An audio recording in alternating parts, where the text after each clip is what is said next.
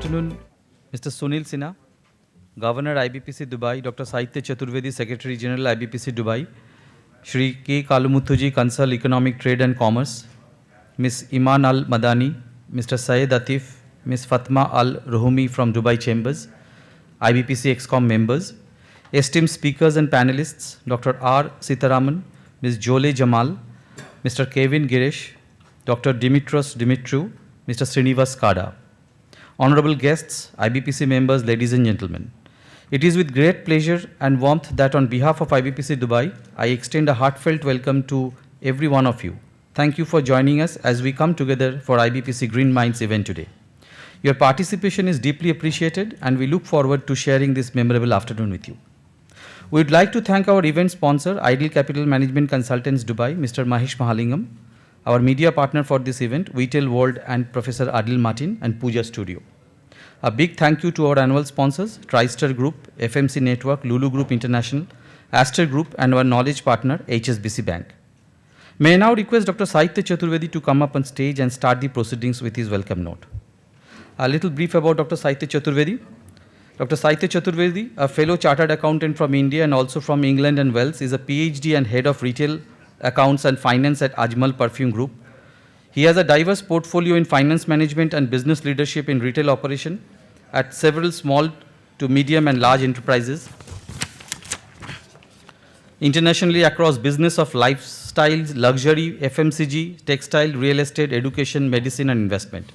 He is recognized for his extensive experience in conceptualizing and implementing business processes in a complex fiscal environment and establishing successful growth in enterprise value. He also conducts mentoring session and interaction with quasi-government authorities. Ladies and gentlemen, Dr. Saeed Chaturvedi.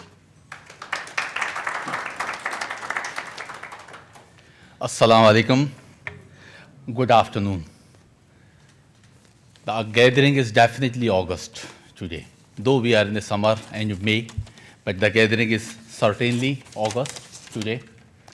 As I remember the month of May, the same premise, if I am not wrong, it was 29th of May, when COP28 was declared, that it was going to be officially was declared to celebrate in Dubai. In month of December, we all acknowledge the word over here. In my introduction, it has been a lot and repeatedly being lot. So I will request next time, let it be only me as member of IBPC, no other designation. Dear Governing Board, the chairperson of the day, Mr. Sunil Sinha, Your Excellency, Commerce and Trade Consulate of India, Mr. Kalimuthu, the representing officials from Dubai Chamber of Commerce, Ms. Iman Al Madani, Mr. Saeed Atif, Ms. Fatima Al Rahumi, the guest speakers, and my beloved scholars over here who are geared to share the knowledge and advance our knowledge towards sustainability. I believe few of the delegations representative from Rajasthan also have joined us today. While I was in lift, I came to know the people when they heard about sustainability, voluntarily, the people who are visiting in Dubai in town, a gentleman came in green dress up and he said that I'm sustainable and I thought to join this program today and listen what sustainable goals are. The gentleman has come from Muscat. So my ex-com colleagues. I feel I'm going to be the target. I'm very So we welcome from IBPC you all with the warm greetings yet for the sustainable goals. Today, we are gathered not just for the commerce or not just for a country. We are for the global agenda of sustainability. There are many things. The 17 goals are already identified by United Nations. No poverty, zero hunger, good health, quality education, gender equality, clean water, under the water, on the earth, and many more. So the Green Minds is a concept, is not just an event. We are so thankful for Dubai Chamber of Commerce, who provided us the auditorium. They asked firstly that how many people are you expecting during the day? We estimated the like minds can be initially with IBPC 30 or 40. But when we went towards the green minds, I think it is a matter of applause. The audience registered today is above 100. The auditorium which was selected, it is in the repair and maintenance as of now, but we did not change the venue because the partnership matters. When we are determined with goals, and 2030 is not far away, it's very nearby. We have many dignitaries who are recognized worldwide in the field of sustainability, and we are so thankful to the sponsors who have joined together to support this initiative as a brainchild and the very immediate initiative from forming the EXCOM committee, from where Mr. Karthik Raman has come across and has taken the forum forward. Thank you so much.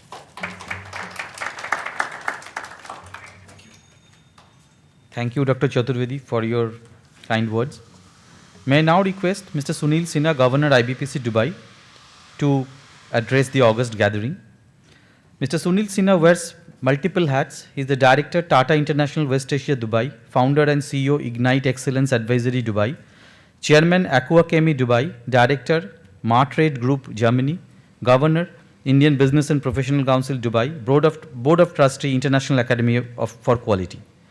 Mr. Sunil Sinha is an influential global voice on business excellence, innovation, quality and sustainability, and serves as Director, Tata International West Asia, Chairman, Board of Directors, Aqua Chemi Chemicals Trading LLC, and Advisory Board Member, Martrade Group. Sorry.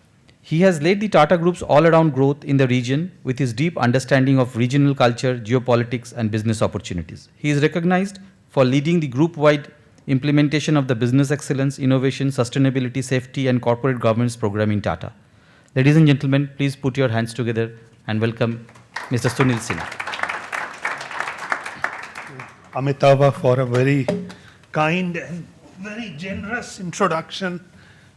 Very long introduction, that was not necessary. But thank you very much, distinguished members of Dubai Chambers, distinguished speakers who are going to share their thoughts. Ladies and gentlemen, very, very good afternoon to all of you, and once again, warm and hearty welcome to this event.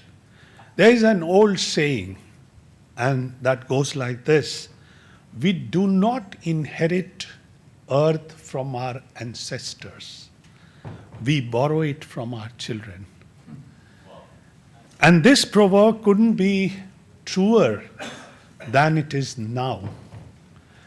Sustainability and climate change are not just another topic on the agenda of world leaders. It is the inevitable outcome in our daily lives. The impact is no longer about an imaginary disaster in the distant future. They are happening right here, they are happening right now, and in everyday's life. Think about it, hotter summers, crazy rainstorm in Dubai, which turned our lives upside down for a few days. We are seeing the effect of climate change all around us.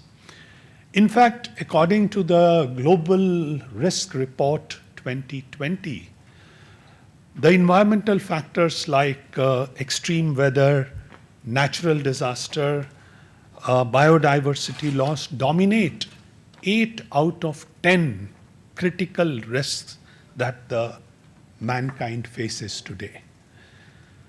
So we can safely conclude that climate change is real.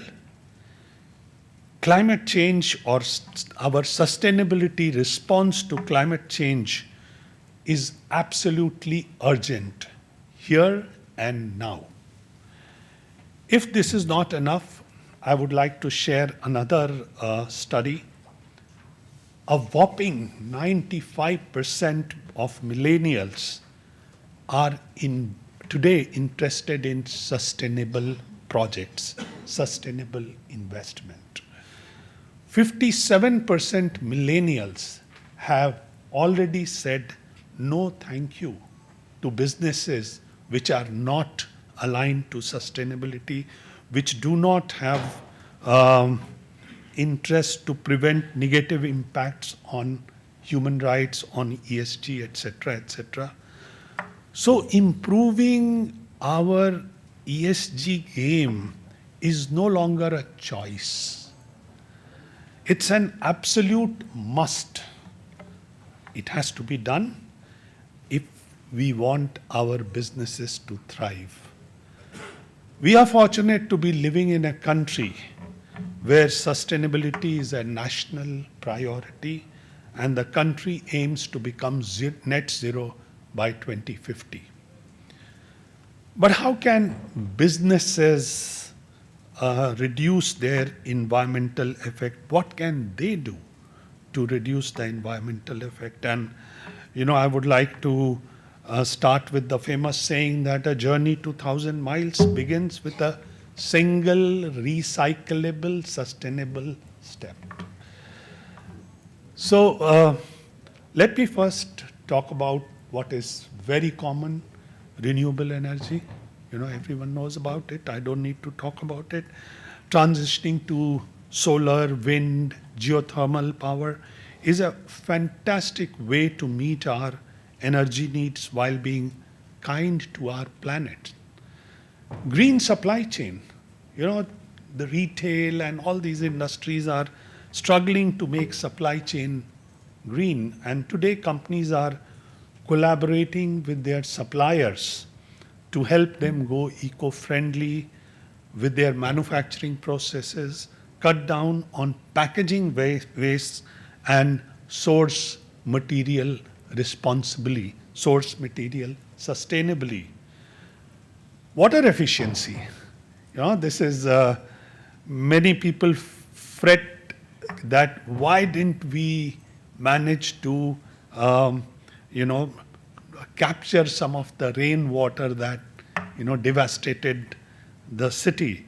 So minimizing water waste and implementing water-saving technology like green water recycling is something which is happening. And these are some of the initiatives that we need to look at. Sustainable packaging is another biggie. Use of eco-friendly materials that are biodegradable or come from recycled content.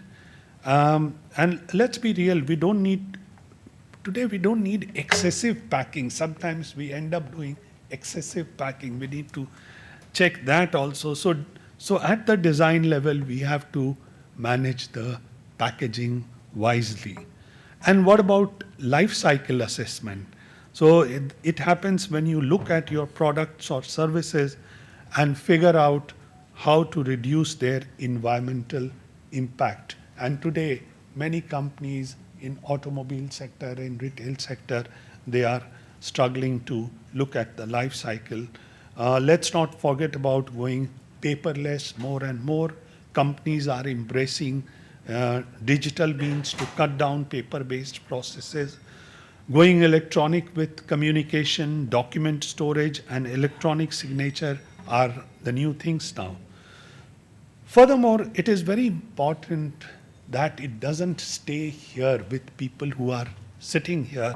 You are the leaders, but it's important that it cascades down to the last person in the organization.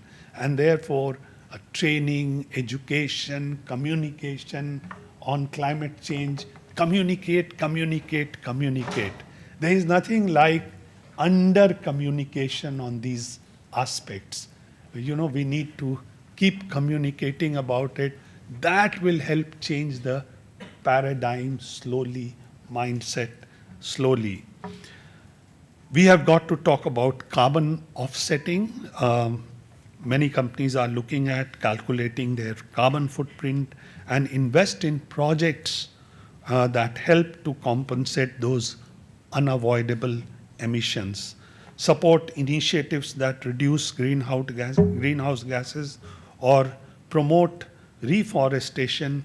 Mother Nature will thank us. Now, here is a little something called environmental reporting. And this is becoming mandatory. It has become mandatory in many countries. It's becoming mandatory in the developing countries, and therefore businesses are encouraged to publish annual sustainability report. In India, businesses have been asked to produce GRSR report, BRSR reports. Listed companies have been asked to. So this will come, and we don't need to wait for it to become a law. It will become very painful to adopt it then. It's the best thing is to adopt it now. So, and last but not the least is, continuous improvement. That is, look at sustainability. It's like a race without a finish line. And therefore, since I come from quality field also, I feel the sustainability world on this matter needs to learn a lot from quality world, because quality world learned continuous improvement 40 years back, and sustainability world needs to learn it now. And as my friend had just introduced me, I also take a leadership role in International Academy for Quality, and we have launched a Quality Sustainability Award, where projects which have used quality tools, methodologies for making sustainability impact worldwide, they are identified and awards are given. If you are interested, you can look at iaqaward.com. And this is something where I encourage all of you to take part in this award system. However, in this journey, last point I would like to make, we have also learned some lessons, and I would like to share some lessons with you. Lesson number 1, don't wait until you are ready. You know, many companies suffer from the syndrome. Sometimes business is not doing well, sometimes market is not ready, sometimes something has happened, market forces have changed. There is no dearth of reason which will kind of prevent you from taking big leap, big step. But the fact is, there is never an ideal time to embark on such important initiatives. And therefore, remember Nike and just do it. You know, you will never be ready for this. Lesson number 2, bring sustainability at the center of your strategy. There are 2 kind of things which happen in the organization: need to do and nice to do. As long as sustainability remains nice to do thing, it will never get implemented. Therefore, it has to become need to do things, and therefore it has to come in the center of the strategy of any company. And finally, this is meant for all of us present here, the leadership of organization. Leadership needs to walk the talk, and therefore our role present in this room is extremely critical and cannot be overemphasized. I have not come across any successful transformation, big initiatives without visible and active involvement of leadership. And therefore, if anyone thinks that it can be delegated, sorry, it cannot be delegated. This has to be led from the front. In the implementation of large transformation, we generally see three kinds of leadership behavior. One, who are upfront cynical. They say, no, this will not happen. We are very different. Our business is different. Our country is different. And so it cannot happen. And we saw one such leader, head of a nation, who walked out from the Paris Agreement because he didn't believe in the science of climate change. There are those who think it is not my agenda. It has to be driven by someone else. And therefore, they are very positive, they are very supportive in the conference rooms, but when they go to the workforce, they talk exactly against that system. And finally, we have evangelists, and I guess all of us present here, because we are present here, we are the evangelists, and those who lead from the front, and those who have power to transform dysfunctional behavior into being an evangelist. So some of the thoughts I have shared, and I'm sure you will have more insightful thoughts on this subject from our speakers today, because they are very, very experienced, very, very learned people, and we look forward to. So let's keep our green minds strong, continue our journey towards greener, healthier, and more sustainable future. And thank you, good luck, God bless, and may the eco force be with you. Thank you very much.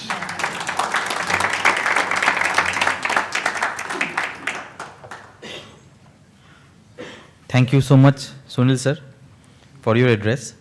Now may I request Shri K. Kalumuthu, Consul Economic Trade and Commerce, to deliver his speech. Shri K. Kalumuthu joined the Indian Government Services in 2006. He joined the Consulate General of India, Dubai in March 2021 as Consul Economic Trade and Commerce. As a part of his portfolio, his assignments are to promote and facilitate trade and commerce between India and UAE. His chosen areas are international trade facilitation and related taxation issues. He has held key portfolios in these areas in India as well as abroad. He keeps his initiatives and involvement in the areas of investment and promotion of startup as well. He also holds a doctorate in agriculture. Ladies and gentlemen, a big round of applause for Shri K. Kalumuthu. Sir. Thank you for very elaborate introduction. Secretary General IBPC, Sri Dr. Saeed Chaturvedi, members of IBPC, co-speakers, panelists, and officers from Dubai Chamber, ladies and gentlemen, a very good evening to all. See, so far, world, humanity, every point in time faces some challenges. At least in our time, in the near future, we have been facing the major challenge of ensuring the basic like water, food to everybody in the society, giving good education, ensuring a good standard of living for people. So the challenge was not, those challenges were not for everybody in the society, not every part of the world. It's for a pocket, it's for some region, some people in the society. But now we have come to another stage where we have got another problem. It's about pollution, warming, global warming, sustainability. This is another dimension to the development, the progress of humanity as a whole. So governments all over the world, including civil society, has a dual challenge. One is ensuring those basic issues which we have been trying to address for centuries, decades at least. Now another dimension to this sustainability. The older issue is it's a matter, it's an issue for some part of the world, but the newer issue which will impact every part of the world, irrespective of rich or poor, developed country or least developed country, everybody will have the challenge. So now all of us, government, civil society, individuals, academia, institutions, industry, everybody have agreed that it's a real problem, it's a real danger. So there is urgency to address. When it comes to action, there can be a difference of opinion. How much I will walk the talk and how much you will do, there can be. But we all will come together at one stage. We will, handle it. Otherwise, this will impact everybody. So we will definitely, the humanity will adopt. That's how the mankind was able to progress to this extent. So the topic is very relevant in this context. When we say green minds, to my mind, it is something you talk about the thought process, you talk about the attitudinal change, which finally will result in action, which has to come from everybody. We know that to the larger problem before us, each one of us have contributed in our own way. We all would have contributed in a tiny way. The industry would have contributed much in bigger way, but each one of us have contributed to this problem. So when we come to solve this problem, of course, all of us should come together again, contribute positively so that we try to reverse this process and we leave, if not better, at least let's not leave the worst, the planet Earth to the generations to come. So in this context, I would like to mention that, in COP28, everybody, come together and they raise the concerns, and the government, the sovereign wealth funds have also vouched for putting in huge money to sustainable development. In this process, I would like to mention that India, being the largest country, it is one of the countries which has a higher growth rate, so it has a huge population. So India has huge to contribute towards sustainability. Government has taken a lot of initiative. So that India is one of the founding member in 2015 in the International Solar Alliance, which brings countries together in this tropical region. It's one of the efforts to smoothly move toward the transition from the traditional resource to renewable energy resources.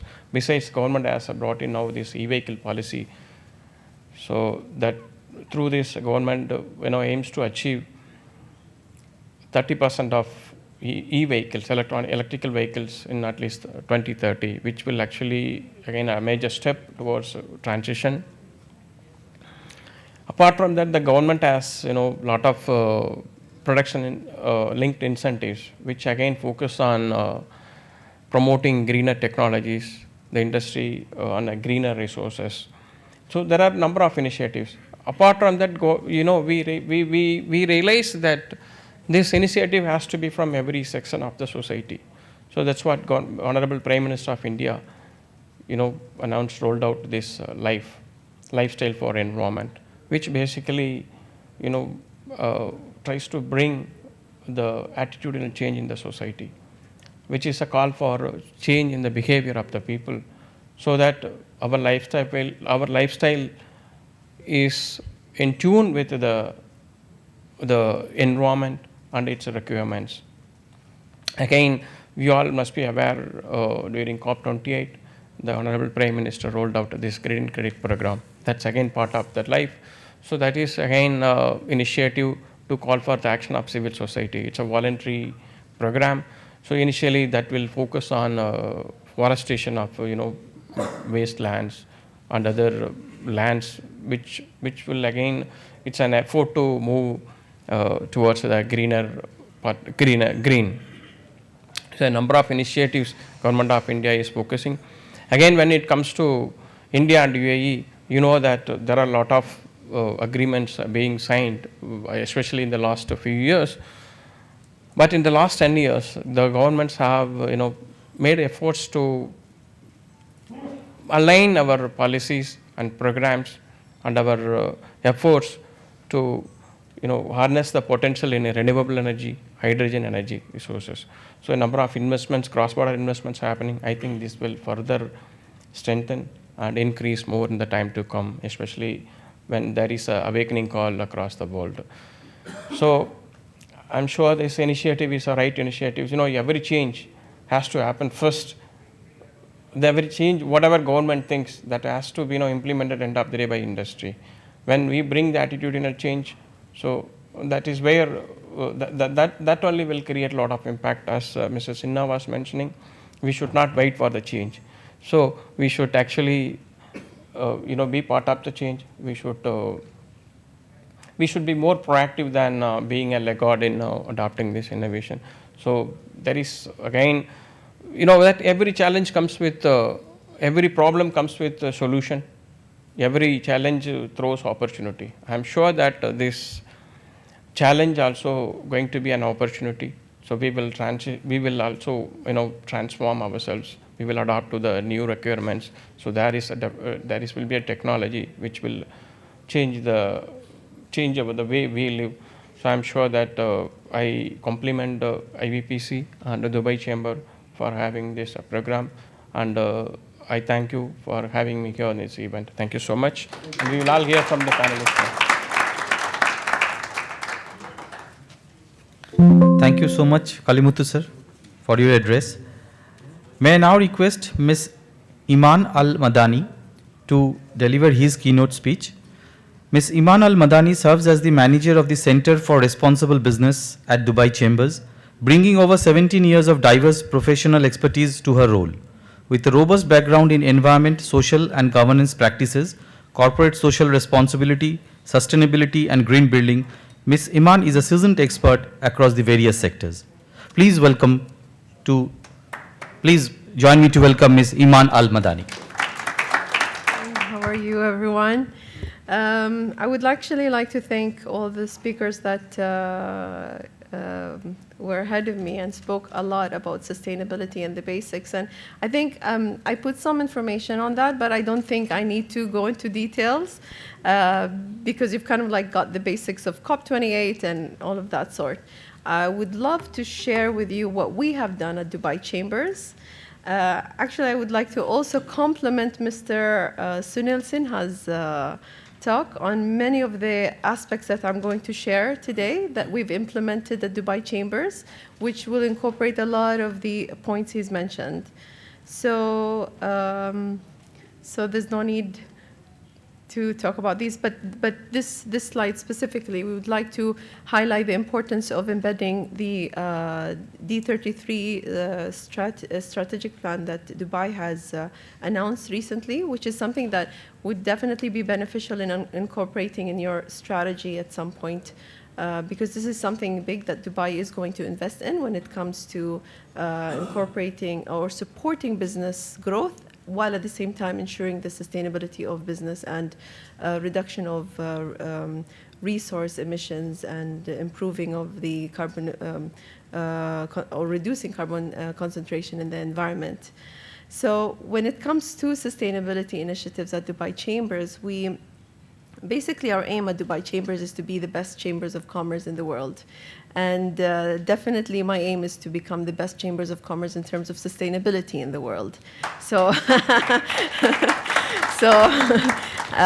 this will not happen without your support and without your collaboration. So having you here is definitely a great privilege and honor. And having all businesses coming in is definitely something that we need to do, work together, because it's not only us, you're the ones who are making the difference here. At Dubai Chambers, we kind of followed 4 key responsible business strategies. So this has been with us since 2004.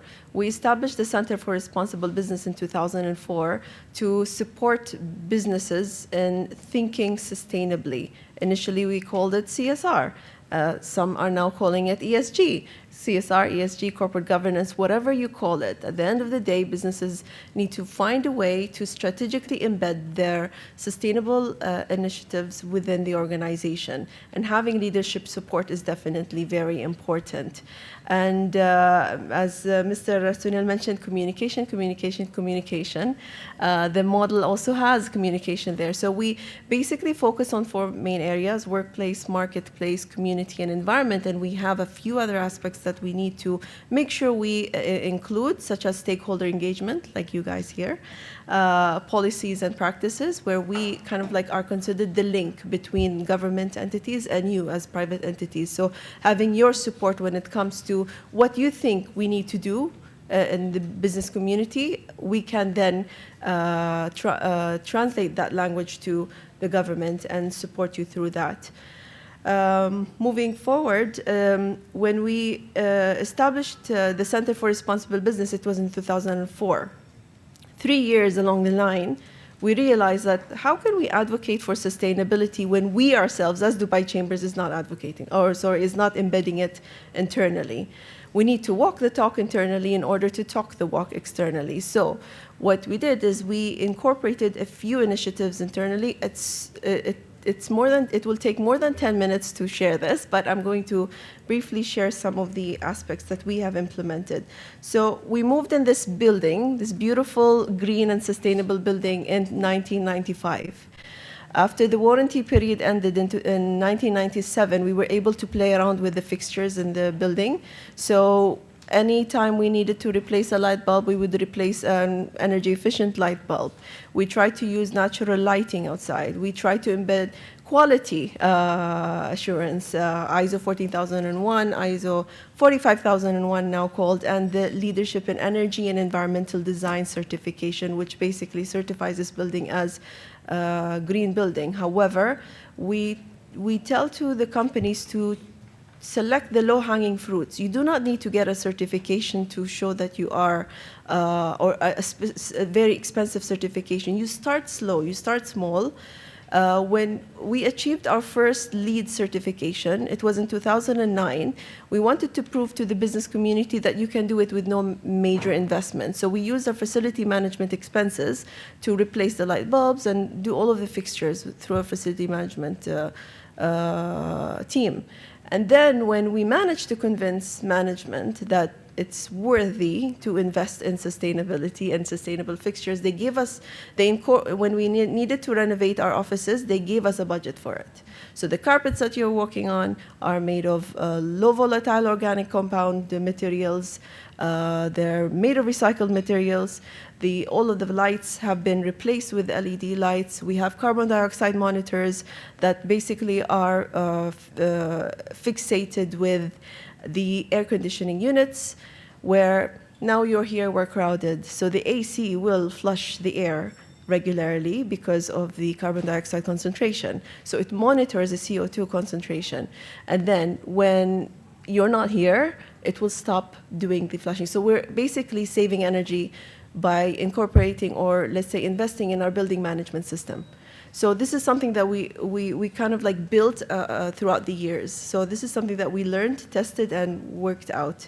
So these are some of the things we've done when it comes to energy, like I mentioned, using natural lighting and all of that. Thank you. And also when it comes to building materials, you can see our colleague there, he's still here. This photo was taken back in 2010. So more than a decade ago. And the wood that we purchased are made of Forest Stewardship Council certified wood, so FSC certified wood. So we made sure that we pushed our suppliers to think of sourcing more sustainable options in the market.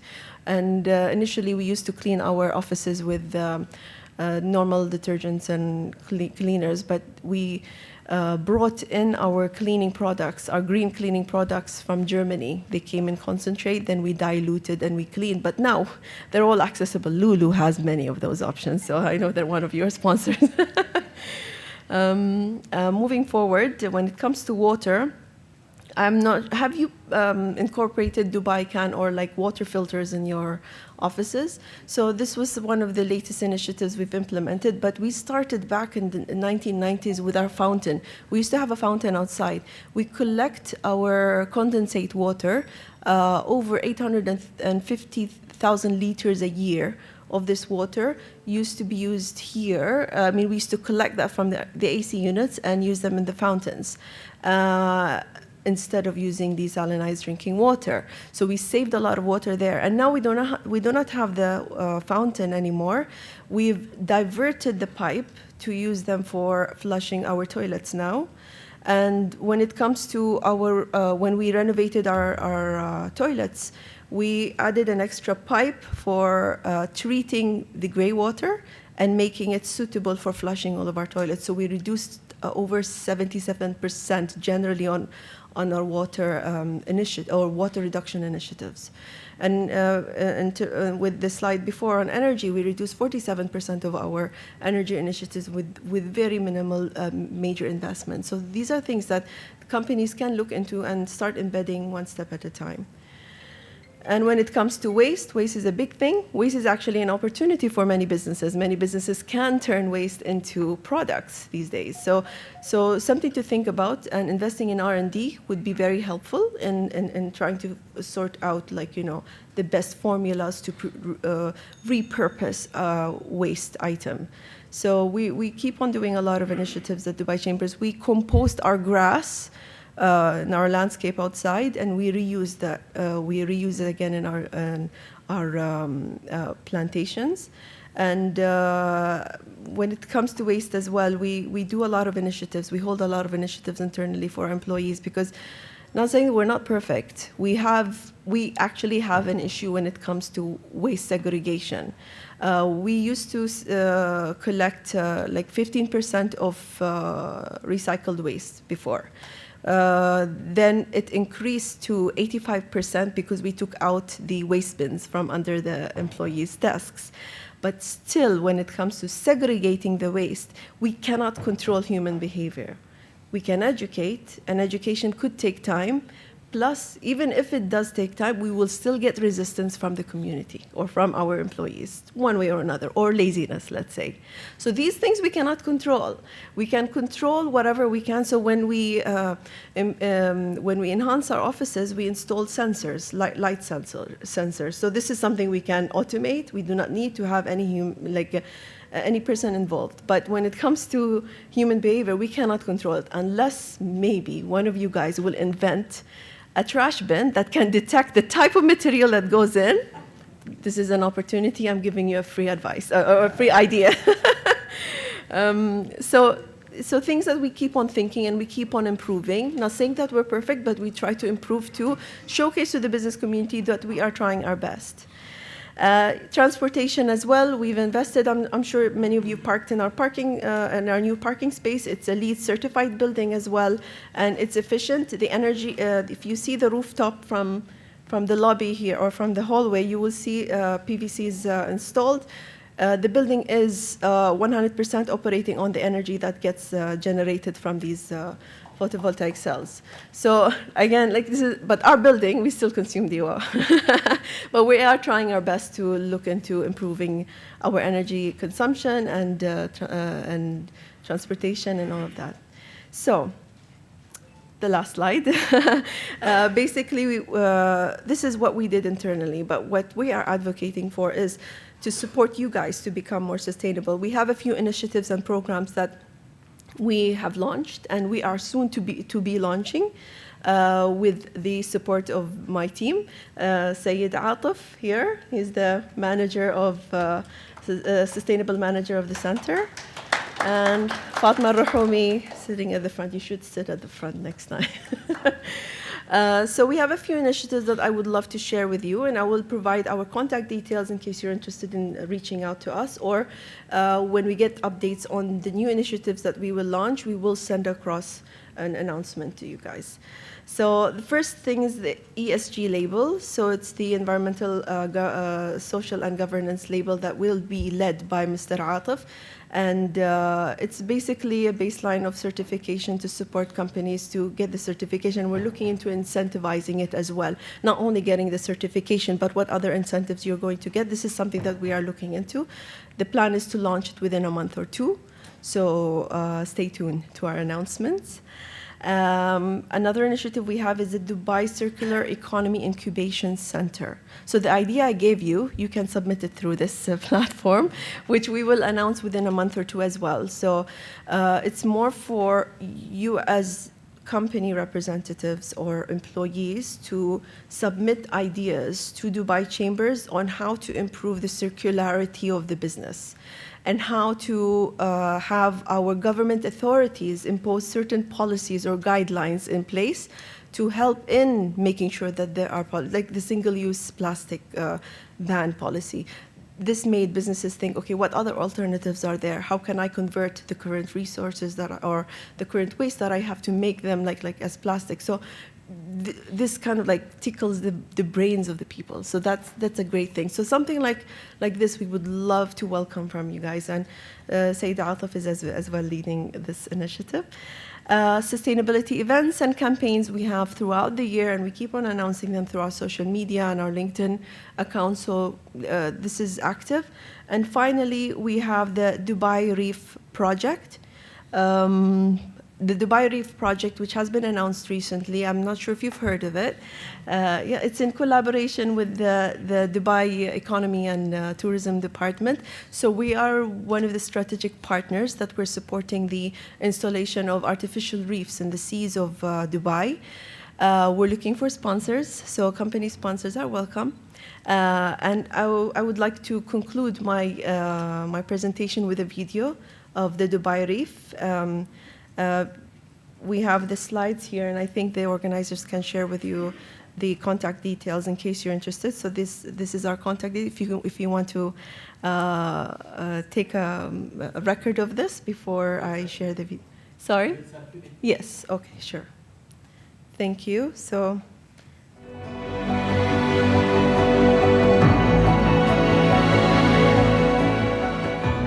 In 2024, Dubai's commitment to environmental action takes shape with the landmark Dubai Reef project.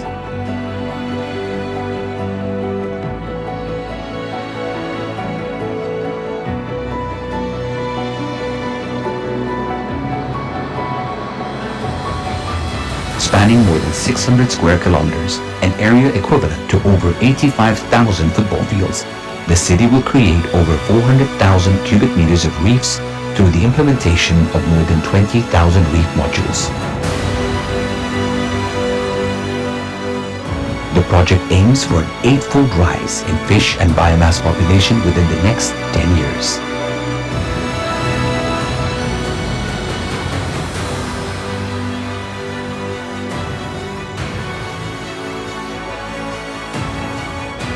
Dubai Reef's impact will resonate through generations, serving as proof of the infinite possibilities when humanity works hand in hand with nature.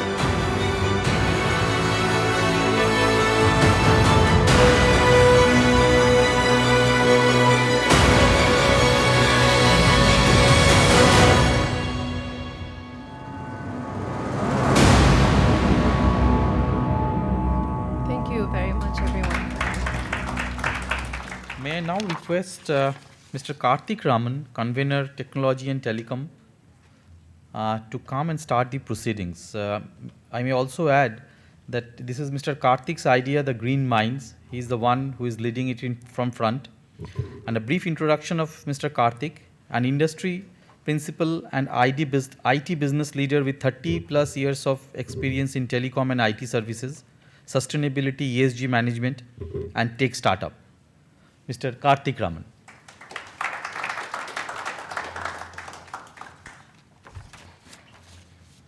Thank you everybody. Thank you, Amitabh, for a generous introduction. Thank you, firstly, to Ms. Iman for a fantastic presentation on Dubai Reef. It was a big eye-opener for all of us. It's a very good thing, and thank you for coming here today and taking out time. Thank you, Mr. Kalimuthu, sir, for gracing this occasion and laying the fundamentals and the dimensions of sustainability in your eyes. Thank you, Governor, sir, for your approach on sustainability and bringing forth the criticality of the subject to the business diaspora. Thank you. Ladies and gentlemen, I'm Karthik Raman. I'm the convener of the Sustainability Forum, as also the convener of the Technology and Telecom Focus Group for IBPC. Building upon what Ms. Iman said a few minutes ago and trying to build it in my words, environment conscious practices are the crying need of businesses, enterprises, and society at large. The relationship between climate and economics is a complex one, and it throws multiple challenges to the world, multiple challenges to world leaders, and so UAE is no exception to that. As charted out in the recently concluded COP28 summit, UAE's 2050 net zero strategy is likely to be a game changer.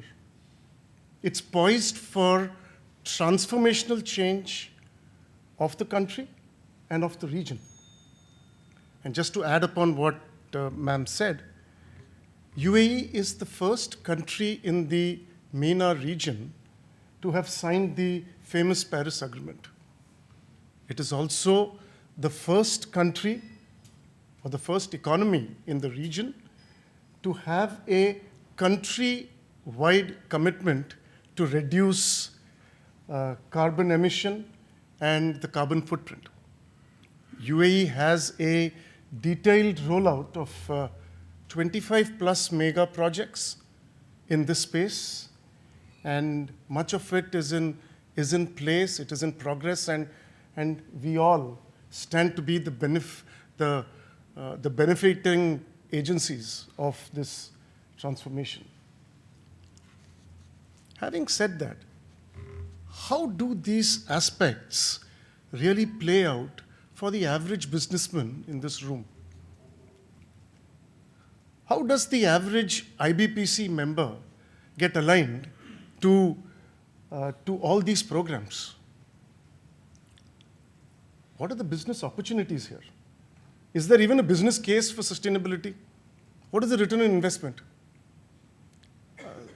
Sinha Sahab spoke about regulation. What does that regulatory framework look like? What are the contours of that regulation? How do we adhere to it? What happens if we don't adhere to it? Very simply put, how can an average business house craft an ESG solution for themselves? Very simply put. And these are the kind of questions IBPC Green Minds would like to answer, or at the least wish to answer. And to do so, I'm deeply privileged and honored to unveil IBPC Green Minds, a 4-part symposium dedicated for sustainability, curated by IBPC.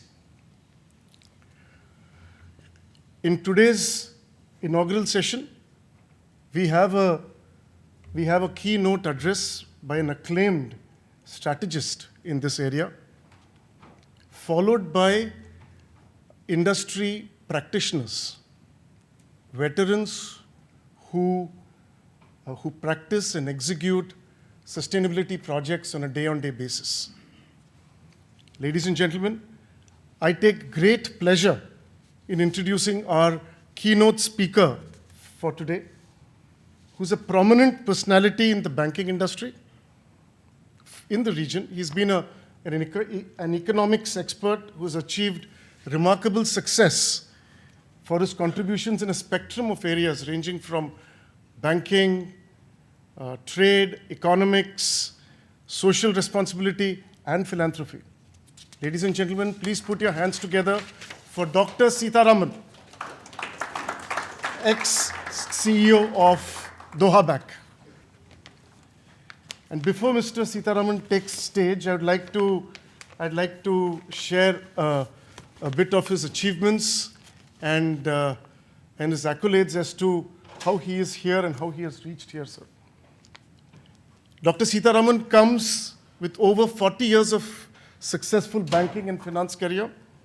He has adopted, he's a true sustainability crusader. He has adopted the 6 SDGs from the UN, and he runs a school for sustainable development with his vision for contributing towards global sustainable development. He is a CA with multiple doctorates. If I start reading that, it will take the page away. From leading universities, including 3 PhDs. A PhD in global governance, a PhD in green banking and sustainability, and a PhD in economic implications of global citizenship, and many doctorates, as I said. In 2017, he was recognized by the Government of India with the prestigious Pravasi Bharatiya Samman Award, the highest award conferred to an overseas Indian by the Government of India.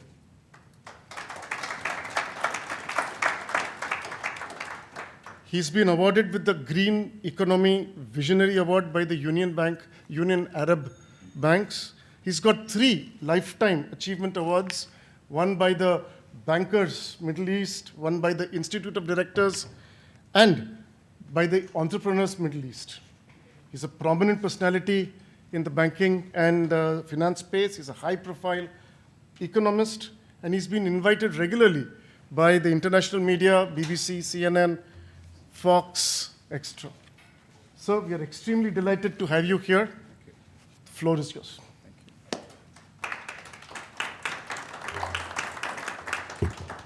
Again, I should say what a generous introduction.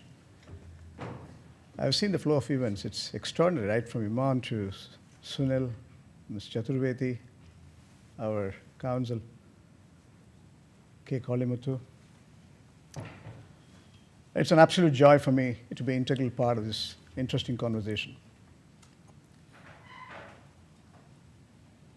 It's a very comprehensive subject. It's an extraordinary mission for this planet to make sure we create a better citizenship to this world. We create a better world for our children and grandchildren. We live in a changing world. Extraordinary set of changes and challenges are happening. Let me tailor this session into a few segments so that the storyline will be much more meaningful for all of you. To start with economics, and I will convince you why it is not only economics, it is economics. The convergence of ecology plays a very substantive role in making sure we are sustaining our meritocracy to protect this planet. It's also important we really understand the dynamics of the Sustainable Development Goals when it was turned in year 2000, Millennium Development Goals to Sustainable Development Goals. I was there very much in the United Nations. So what sort of deliberations taken place and how we converge on these 17 goals is very important for us to recognize. And COP28 has been a telling story. Some of the highlights, some of the most important compliance architecture we need to envisage, and the kind of commitments which has come from global governance is equally important for us to understand. We also have to, I have to showcase, he has given us such a very generous introduction. Did I really practiced in my banking? 40 years I've been, he said it. I should tell you clearly, I come from a village background. When I came 42 years before to the Gulf, I have seen as a child only lush green, full of agriculture. I have not seen any industry. When I parked myself first in Oman, when I saw the desert roses, the thought came to me, how can I add value to society? That was a starting point for me to conceive. As a banker, we have to be a differentiator in sustaining a responsible mission, whether you invest or lend, whichever be your line of activity. I'll come to you where exactly I practiced, how it has turned out to be a bigger opportunity in my career development. So practitioner's perspective, it's important we understand the dynamics of it. It is not confined to financial service alone. Whichever be the profession you are engaged in, whichever be the country you belong to, it is possible and doable. And it's an absolute opportunity. Try to understand this. It's an absolute opportunity for us to recognize socially. Iman was talking about whether CSR or ESG, it's a combination of both. It's an interplay between these two. We as practitioners can do it. We as individuals can do it. We as institutions can do it. And that's the message. Let me start with the global economics. Last month, there was a spring meeting in International Monetary Fund. The fund meeting annually takes twice a year, one in September, October. And you have the indications clearly what's the global growth in aggregate terms. And then you start segmenting developed world, developing world, emerging market as they call it as. The incremental productivity, it was pointed last October, it was 3.1%. Now, in the spring meeting in April last month in Washington, we resolved it's likely to be 3.2%, 3.1 to 3.2. We also have to understand the inflation is a major challenge globally. It was 6.8% last year. Last year, 6.8%. It is likely to be the monetary policy of various governments across the globe, the technocrats, the central bankers governing the monetary policy, interest rate, inflation, and money supply. If you aggregate in real terms the policy decisions taken, whether it is Federal Reserve or Bank of England or Bank of Japan or the Gulf governing central banks, you have a possibility of reducing the inflation, consumer price inflation, wholesale price inflation. Clearly, there is a possibility that we can reach around 5.3 to 5.4%, and the forecast for next year, 25, it's likely to be 4.25%. So inflation is coming down, that's a good news. The economic momentum is picking up the thread. Possibly next year also we'll do around 3.2 to 3.5% in aggregate terms. That's very good news. The gross debt to GDP is mounting. We have to understand how the economics, global economics operates. When we had a financial crisis on account of subprimes around the world, I went and argued in the United Nations. I'll show you the clip afterwards. This crisis is an opportunity to be more ethical and moral. The common man the products were designed to deceive a common man. This was my statement. There were so many objections to it. His Excellency Ban Ki-moon, he called me and asked me, why did you say this? Then I explained to him, I said, I have been maintaining this stand. The doctrine is correct, and I'll prove sustainable world we have to create. That's the mission we have. It means we have to have more ethical governance in terms of global functional makeup, whether it is developed world or developing world. Then I have to prove it in the European University in Geneva. That was my first recognition. This global governance, how exactly needs to be reorganized. And then we have to develop a world which is ethical and moral. Some of the decisions taken in 2008, with the liquidity crisis moved into a funding crisis moved into a solvency crisis and sovereign crisis, we have learned a lot of lessons in terms of enterprise risk integrations, global capital adequacy, and global trust and transparency to establish with the common man. Essentially, we printed money, the accommodative monetary tool was implemented, we artificially administered money supply, and the inflation was commencing to greater levels. And the financial stability has come. Then came the COVID. That was a pandemic. Technically, the world was in recession in 2008 and 9, leave alone some of the developing countries were coasting between 7 and 8%. That's, in interconnected terms, interdependent world, it is not true. Core economics can be different for different configurations. In substance, if you understand the dynamics of the changes around the world, the policy decisions has reignited the model. And 2020-21 was again, we were under the water, technically under the water. And again, developing economies were doing reasonably well. Negative growth was there in all over the world in aggregate terms. And we thought we have to rebuild this in terms of trade, investment, banking, and finance to create global financial stability. Now look at the current conditions. You have interest rate, the monetary policy, the inflation has to be contained. So to inflate the world, we started increasing the interest rate. Now we are contemplating an option how to contain the interest rate. So we have to start cutting down the interest rates. Again, there is no synchronized monetary policy. Perhaps you know Japan today is still reeling under pressure. They have to come out of recession. So they have a differentiated monetary policy. As we speak last week, we had yen was completely dysfunctional. It is $1, 160 yen. You can see the consequence of it. The carry trade takes place. Now, the reason why I'm saying is there is an absolute divergence in terms of monetary policy makers. And that has got a real issue. Now, in terms of global debt, whether it is United States over and above the GDP, whether it is China over and above the GDP, whether it is Japan, again, the same story.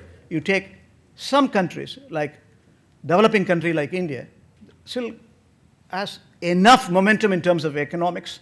The gross debt to GDP is also measurable. The balanced scorecards is sticking in the right direction. Now, that's not alone. If you look at the substance in terms of global governance, the degeneration of the economic momentum is very much real if you don't bring to terms, in terms of policy provisioning, the sustainable value creations. That's my point. Then the economics is governed by economics in substance. There is enough evidence, enough constructive evidence for us to look at the arithmetics. Constructively, we can engage and show the arithmetics, which will show you not less than 10 to 15% is impacting in terms of your productivity, whichever be the country you belong to, on account of global warming and climate change. That's real. That's real. 2 weeks before, when we had this extraordinary moments here on account of flooding, now the governing council, the country has taken the right decision to invest 25 billion, nearly 100 billion dirhams to improve the overall system, including drainage. That's a sensible decision. It's not alone. It's not alone. That's what you have to understand.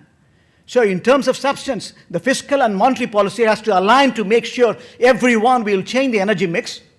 We will get into renewables. We will make sure that the energy efficiency comes in. We will ensure that biomass or biofuel or whichever be the options you have, whether it's hydro or even under the water, there are enough constructive evidence for us to see seabed can be mined. You can have enough reasoning to interpret, then we can bring greater prospects for energy security, including developing economies. So what does it mean in terms of economics? It's not economics anymore. It is not economics anymore. It is the sustainable creation. It means global warming and climate change has to be taken a lot of attention. What I did, when I wanted to propagate this communications, perhaps if you can put the presentation on, it is, I have, yeah, please. So I had a very compelling, so I was pitching wherever Qatar and the Gulf states have got economic linkage, including UAE. My first destination was UAE. I was setting up in 2004. Then I went to Japan because that was single largest trading partner. So I went around the world and setting a clear momentum, I have to showcase global warming and climate change. Quite often I used to go to London. I went to the Hamlet Toys and bought the alligator and python. I showed here, this alligator is a global warming, and again, the other side is climate change. Now, a banker who has got multi-billion responsibility, setting its footprints across the globe, has no reason to do this. In fact, my board was very, very skeptical about my line of thinking. Where there is 45% of the world oil, 25% of the world gas comes from this place, if I, as a leader of the institution, if I'm going to say I'm going to invest in renewables, if I'm going to say that investment or lending will go for sustainable value creations, imagine I have to respond. I have to respond to the shareholders. I said this is a good commercial model. That's the point. It's a very good commercial model. And I proved the energy security which Doha Bank has invested over 2.2 billion. Light contracting, Australian company was doing it. It came very handy when it was necessitated. Now, this is one example. We have reasons to believe the practice will come. In perspective, essentially what I'm trying to articulate is economics is one part. Economics is the substantive part for us to recognize from now on. That is futuristic. Sustainable development goals, we all know, elimination of extreme poverty, gender equality, zero hunger, education for all, health care for all, reducing the income inequality again between haves and have-nots, clean water, energy, clean sanitations, and again, responsible economic employment, production as well as consumption, responsible production and consumption, rising sea level, increasing temperature, animal extinction, what you will do? You have to fix goal number 13, global warming and climate change. Rest all will come, will get aligned. So because if you look at food security, zero hunger, poverty alleviation, these are all interconnected to global warming and climate change. Precisely, if you have to fix these three goals, then you have to look at goal number 13. Essentially, you have to build a partnership among the countries, not only individual institutions, countries, continental level. Multilateral partnership is required to make sure we bring this partnership into action. That means ethical and moral governance has to come in. We have to build peace and look at the chemical warfare which is happening around the world today. Warfare is not healthy. That is destabilizing the overall bioreserves. Habitat has been displaced. Trees have been, deforestation is taking place.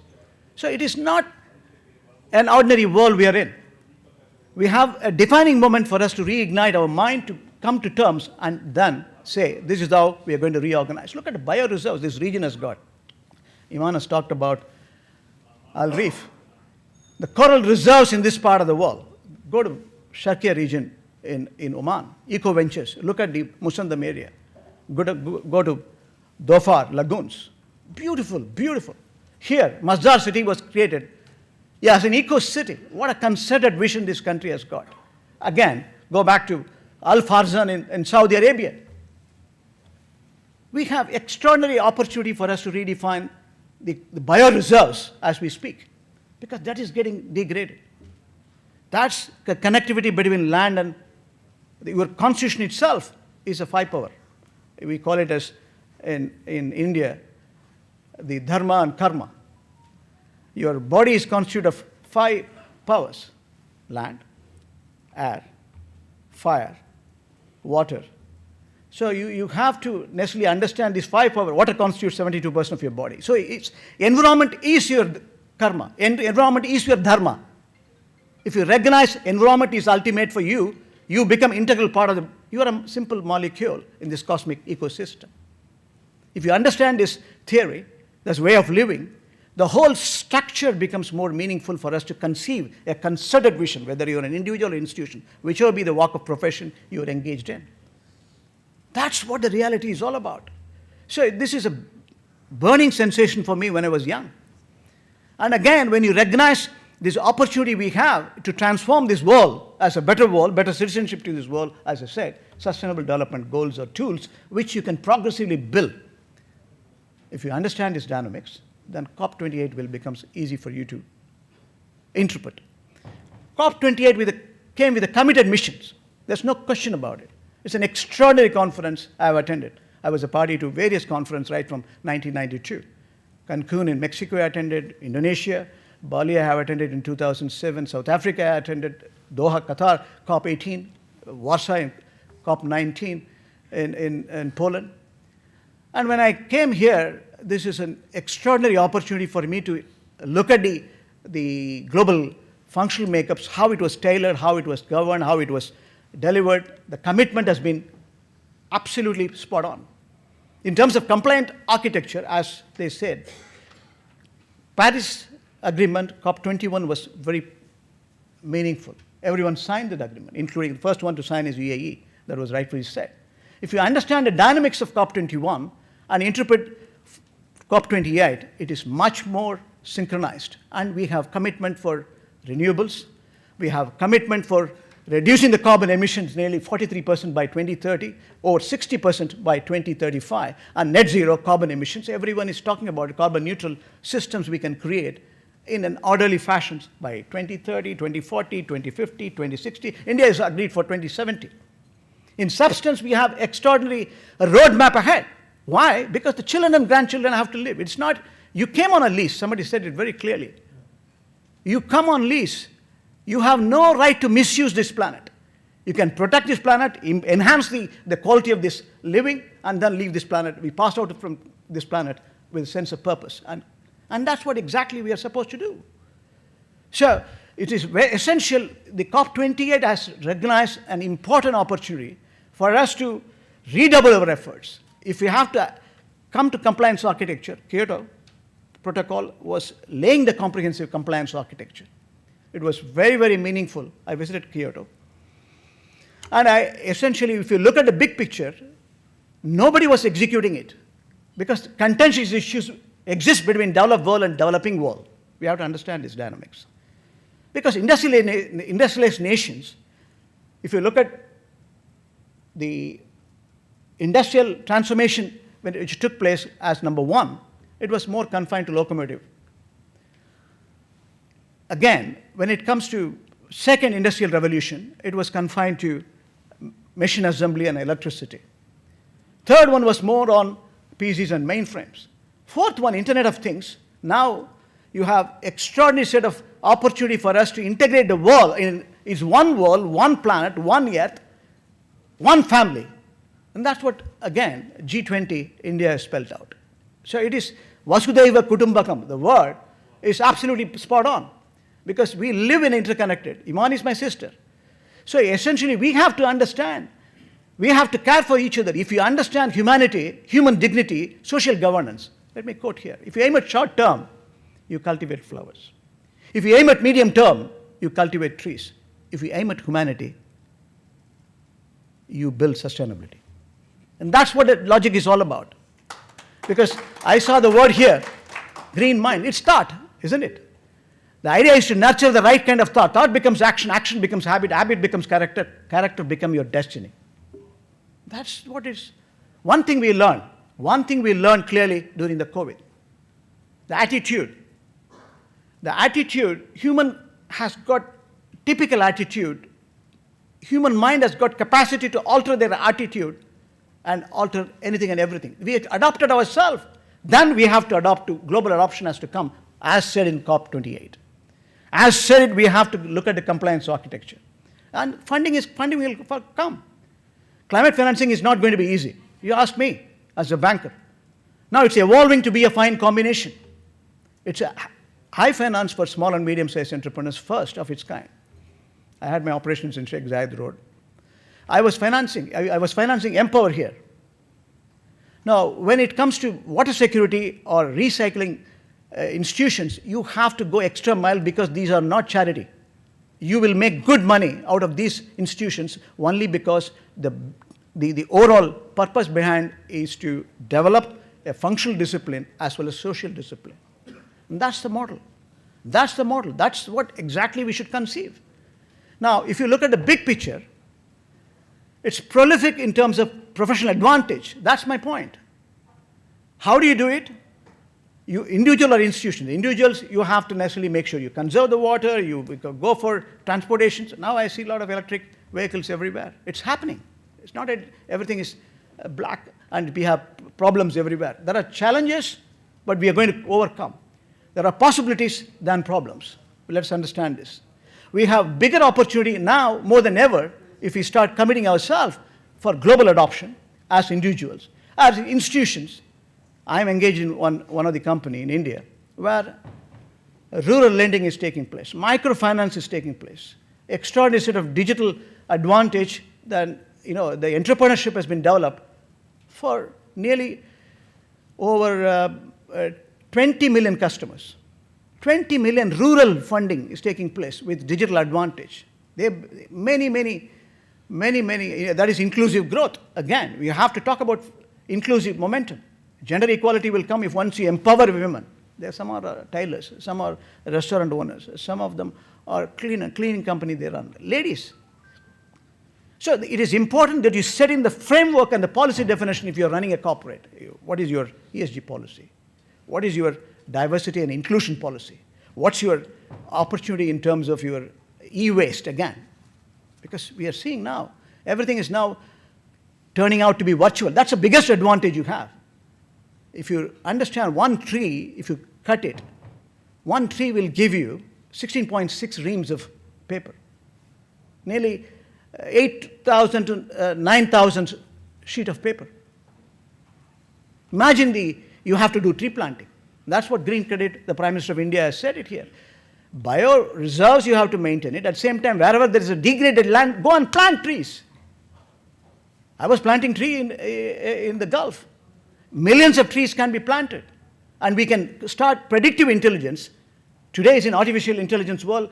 Clean technology can be reignited by combining the new solutions. That's the artificial intelligence capacity is all about. You can be measuring it, managing it, and controlling to a large extent to make sure you create a better world and better citizenship to this world. Let me move on to some of the clips. Why I want to show you, this is COP28 where people ask me the question, so what do you do as a banker? What do you exactly I should do? I'm saying as a banker, if you're investor or a lender, a portion of the risk weighted you allocate. And you started investing in those disciplines, you will find a value advantage. And you qualify for, you give money to LEED certified buildings, green building. If you look at UAE, it's got very structured framework. It's beautiful. I read all the tools available here. If you can integrate and recognize the opportunity, even in UAE, you have a value advantage beyond definition. Now, COP28 is this one. And again, the current trends I talked about, personal experiences, I shared it across. Practitioner perspective, I mentioned, the way forward is more important because whether investments or trading, let's start with the trading. You have to engage in carbon trading. You have to factor trade, environment, and trade are not two separate options. You have to integrate environment into trade. So carbon offsetting is the biggest opportunity. I went to Carbon Trust in 2004 in London. And I engaged and signed, and Qatar government took that mission. Now, there are many ways by which carbon trading can take place. And again, I am working on a project here, more as an advisory now, where it's going to come here. Carbon trading is going to take place here, in this place, because you have bigger opportunity for us to offset carbon. You cannot, neutralize unless every business houses recognize their goal and then commit yourself for the compliance architecture. It's an important development. Now, we have Chicago Mercantile Exchange.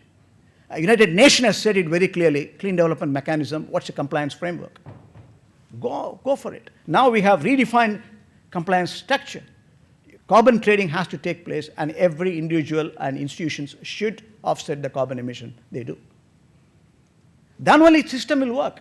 You and me have to collectively put ourselves as leader on the spot. Somebody has mentioned, Sunil was mentioning. You can't only talk and run away. No. You have to show your professional mettle. You are pulling your sleeves, and on the ground you're going to administer it. And that's the kind of fire we need to get into action. And that's the necessity in today's context for trade. Investments, whichever be the investments you do, sustainable investments are, you look at a return on investments. In a full cycle, don't go for short-term solutions. If you look at end-to-end, I have tested it. I have taken public money. Mind you, I was running an enterprise where Qatar Republic is a listed enterprise. And a portion only allocated. It has paid enormous amount of results. Now, end-to-end, if you look at it, on the renewables if you invest, or end-to-end if you invest on any sustainable development projects, investment is a good option. And you have to look at it with a long-term perspective. That should be the way. More and more, the market capitalization will come down, listed enterprise, if they are not engaged as a socially responsible citizen. We have to understand this. So you cannot create better world unless corporate citizens are equally committed for a social cause. And it is a good business model. Mind you, again and again I'm saying this. So banking you can do, trade you can do, investment you can do, finance you can do. Finance is a challenge. Now we have seen almost 12.8 billion has been committed. Right from United States, everyone has come to terms in COP28. We have seen a sense of urgency. Everyone is understanding now that we have to necessarily change the energy mix, and we have to necessarily more and more commit for sustainable value creation. And that will set the tone for us to have a long-term value creation. So the purpose of my keynote, as Mr. Karthik Raman has mentioned, is to set the tone for the panelists. I thought I have done my bit. And I want to tell you, it's a bigger opportunity. The value creation is a bigger opportunity. I was the longest serving CEO because I produce results. Nobody has done a favor to me. I have, as an expatriate, only because I was consciously aware of the sustainability and sustainable value creation. It will not let you down. The long-term mission for every individual is to be, recognize this, if you are a good person, focusing on sustainable, you will create a good society like Business Council, or a group of good society can create a good nation.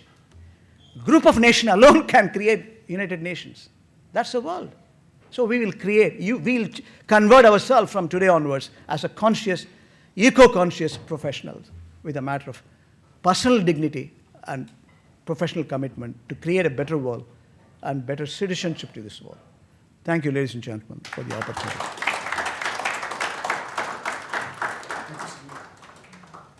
That was an extraordinary speech, sir. Absolutely extraordinary speech. One more big round of applause, please. The ability to touch so many subjects comes from the spectrum of experience, which you carry, right from banking, economics, to climate change, and to so many other aspects you touched upon. It's been a great learning.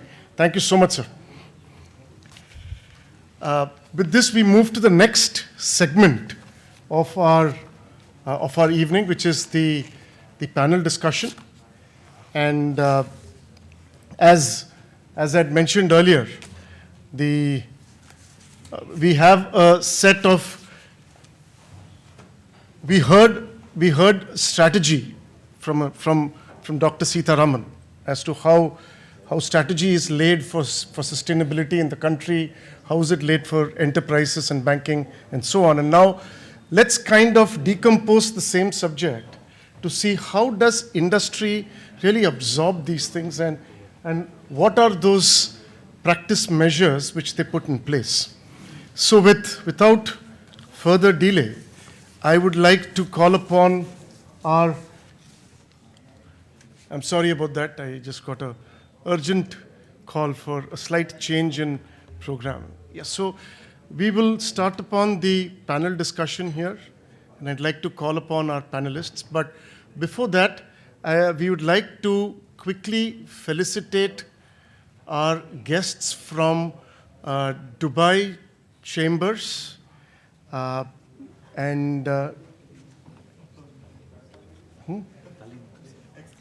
for that, can I call upon Mr. Kalimuthu, sir, please, more or less. I'm happy that he sustained that, yeah. It's green minds. So Dr. Dimitrios is currently the Vice President of ESG and Sustainability at Emirates Steel Arkan.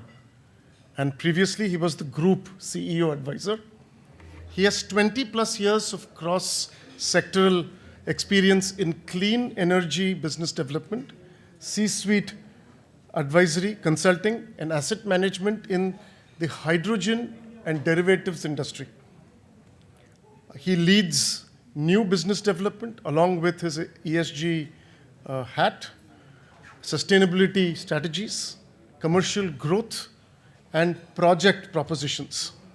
His recent managerial roles include ADNOC HQ, where he led the merger of ADNOC Fertilizers and OCI to form Fertiglobe JV.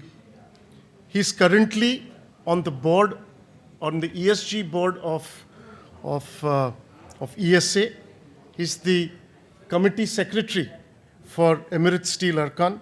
And in the past, he has been the member of the integration committee for Fertiglobe JV2. Prior to his tenure in the UAE, he held advisory roles in Nexant ECA and Johnson Matthey UK. Dr. Dimitrios has a PhD from the Imperial College and an MBA from the Alliance Manchester Business School. Thank you very much for being here, Doctor.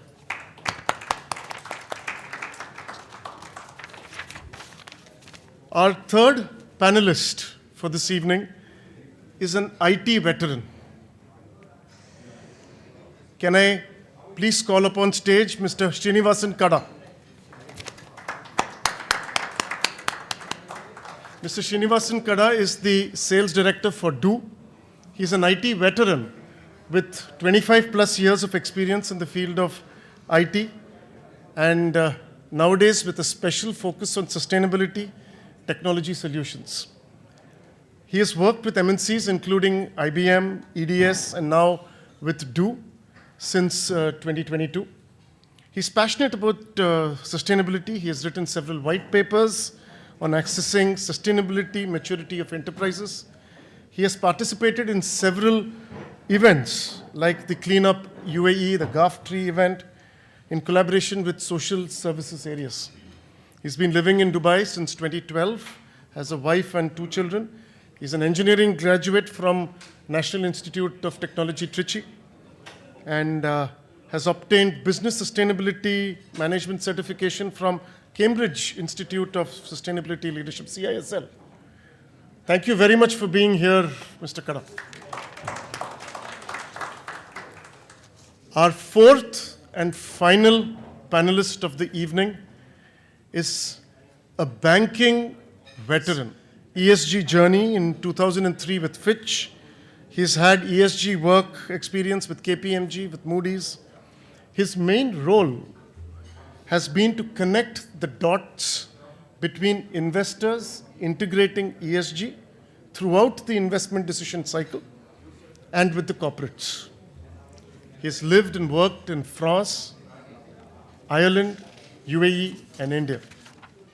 He's been with Standard Chartered since 2021 and is the executive director of the ESG advisory practice. Thank you very much for being here, Mr. Kevin Gersh. With this, our panel is complete, and we are ready to commence with our panel discussion. We'd like to keep this really short, sweet, sharp, in interest of time. I'd like to lay down the intent of this panel discussion. It is purely aimed at the IBPC member to make him more aware, to create awareness, to increase understanding of how sustainability is carried out in the industry space. So how have we really put these questions together? We've kind of broken this into 4 blocks of questions. The first block of question being the basics of sustainability. Moving on from those basics to a set of questions on the business of sustainability.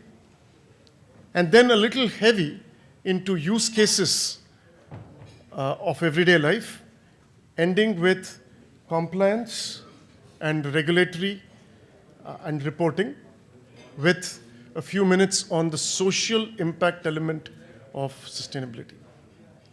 With that, I think we can start with the panel discussion. Space.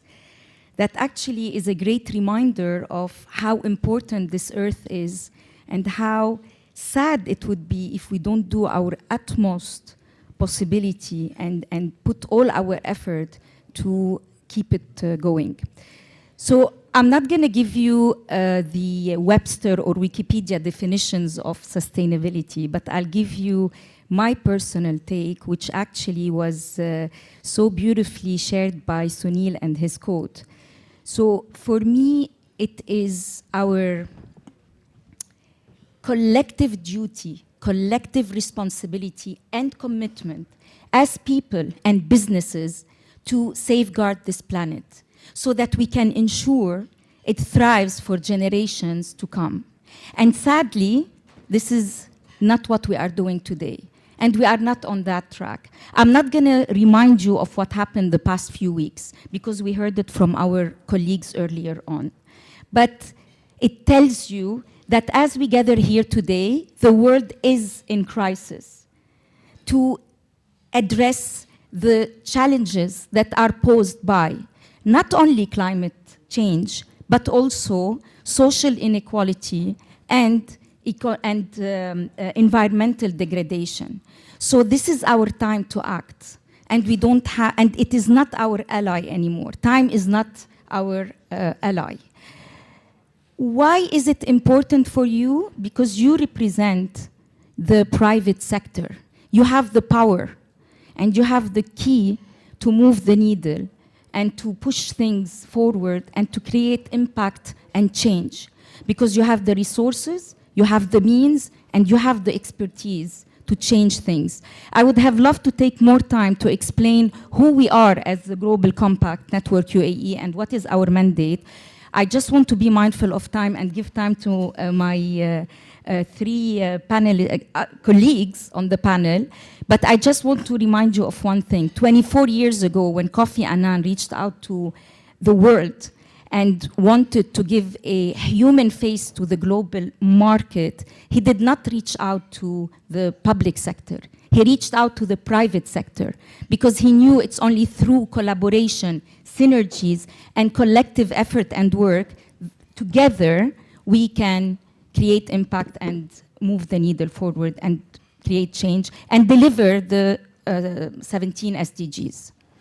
I'll stop here and then we'll continue later. Thank you. Thank you so much.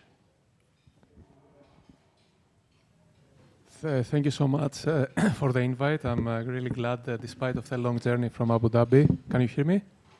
Yeah. So a couple of words on my company, first of all. I'm coming from Emirates Steel Arkan. It's a group of companies actually representing really the heavy industry. So we have steel factories, an integrated steel facility in Abu Dhabi, as well as building material businesses, including a big cement plant in Al Ain. So why am I saying that is that globally, I mean, not my company, but the sector we are representing, is responsible for approximately 12-13% of the global GHG emissions. So we are right at the heart of, let's say, the problem. Obviously, you know, a problem and a challenge, you can also make it an opportunity. So why is it important? So obviously, you know, GHG and decarbonization and net zero is it's key to close to us, you know, for various reasons, starting from compliance. You know, there is regulation in markets that we operate. Regulation is shaping here with regards to carbon pricing, to meeting the commitments of the UAE, the national determined contributions, and us as a key industrial player, we need to act. And also on a global level, you know, we are also exporter of steel in a number of countries and jurisdictions where there is regulation coming with regards to cross-border adjustment mechanism, etc. But broadly speaking, I just wanted to touch on a few points on, you know, to address your question on why it is important for the common business, including us. We are also a common business. You know, we are a commodity-based steel and cement producer. So I mentioned the compliance. Regulatory compliance is important, but also it provides a lot of opportunities, such as decarbonizing, for example, provides you an opportunity to improve your efficiency and reduce your costs. So from a kind of business case point of view, this is kind of the low-hanging fruit, the area that you should be focusing to start your decarbonization journey, improving your energy efficiency, reducing the consumption of, let's say, for example, for us, natural gas, and reducing our CO2 emissions. So sustainability also, and being a sustainability-focused business, is becoming increasingly an investor requirement. It provides you enhanced access to capital. A lot of investors increasingly are looking at your ESG performance via various ESG rating agencies, and they take investment decisions based on your performance on this. Human capital is also important. It's a scarce resource, so you need to be able to attract human capital and retain your human capital, and being a sustainable company is important. I mentioned a little bit about compliance and risk management. You need to manage risks. Climate risk is becoming increasingly more important. We've seen that a couple of weeks ago here in the UAE. But also sustainability and focus on sustainability opens up market opportunities. Increasingly, customers are asking for low carbon products. Then they need to come with a certification to prove that it's low carbon intensity, etc., or environmental product declarations. So I will leave it there because I just realized that I probably talked too much. No, absolutely. Thank you so much. And I forgot to mention that we've got two of our panelists who came all the way from Abu Dhabi for this panel discussion. Dr. Dimitrios came all the way from Abu Dhabi, so as to our next panelist also, Srinivasan Kada also came all the way from Abu Dhabi. Thank you so much for this. And thank you for that. It's been very elaborate and it was to the point. Thank you so much. Srinivasan, what would be your view on this? Good afternoon, everyone. I didn't actually... for me, for those of you who are considering or still not considering sustainability as a career, I'm probably a right example because I've been in technology with IBM for almost 21 years. And I was looking for something more than just being a technology veteran. So at that point in time, 2 years ago, when I was transitioning from IBM into DO, I did the course from Cambridge for sustainability management. And that helped me to transition from a pure technology solution to how do I leverage technology solution for sustainability. And so based on that, I set up the practice for sustainability in DO ICT, which is part of the DO Telco. Dr. Sitaraman mentioned about Masdar City. Masdar City is one of our esteemed customers. We have automated 14 of their 18 buildings when it comes to energy, waste, water, and then calculate the carbon footprint. And what we are tracking in the last 1 year is how efficient is their system is when it comes to carbon footprint. What's relevant for you? Climate risk is one of the key things. Climate risk, there is a transition that's happening from fossil fuel to renewable energy. If there is a business that's dependent on the fossil economy, then your business is at risk. And there is an opportunity with the new industry, which is renewable energy. So this is an important area. And coming from India, what I would like to say is in the last 2 years, I was looking for solutions that can be brought to many of my customers.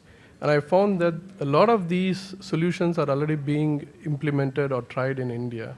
So it's a good opportunity for bringing those businesses through the IBPC into this country because there's a lot of potential in this country. Thank you. Thank you so much for that, Shini. Kevin, what does sustainability mean to you and why should we all be bothered about it? I'll try to be as quick as possible. Sustainability has driven my career. I've worked on that for 20 years. And if I had to sum up and say, these are the two main lessons I've learned, I would say, first, there is a global shift in terms of regulations. We're shifting from soft regulation, which is not, enforced, to hard regulation. Very powerful over the last 5 years. That's the first one. And the second one, because I'm a banker, we have seen over the last 15 years a huge change in terms of mindset from an investor point of view.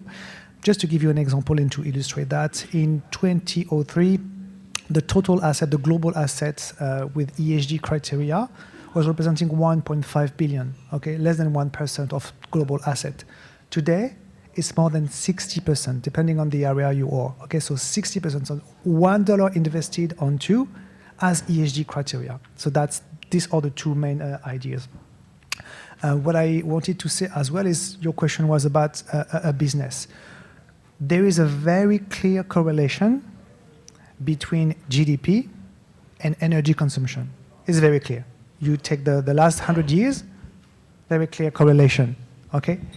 If we want to achieve the net zero in 2050, we need per year to decrease our consumption by 4 to 5%. Do you know how many times we have done that in a century? Twice.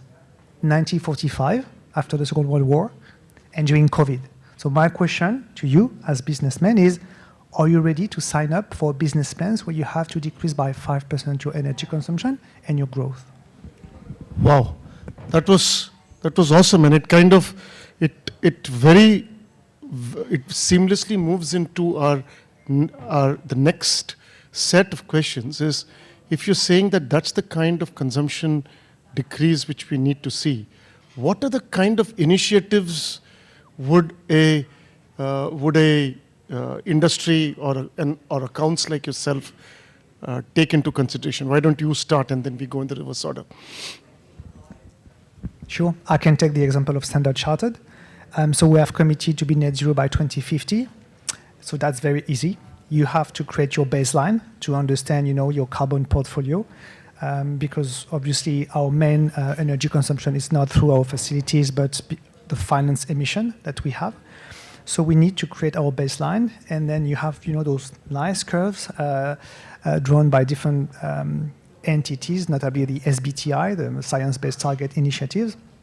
And basically, by 2050, you need to see within your different portfolio, whatever you invest in oil and gas, or you finance oil and gas, or steel, or cement, etc. You need to help your clients to transition to that. Right. So yeah, there are two ways to do that. We will probably talk about the different solution on that, but that's basically what we have to do. We have to transition by 2050 and help our clients transitioning as well.